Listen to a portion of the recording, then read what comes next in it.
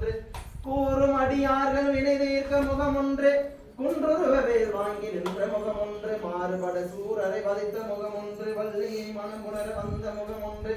ஆறு முகமான பொருள் நீ அருள வேண்டும் ஆரியம்